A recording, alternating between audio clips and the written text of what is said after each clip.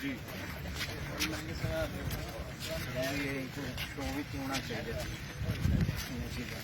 government काम करें वाले सोशल मीडिया बने हुए ना जी जिंदाबाद बड़ी सारी मजराना कर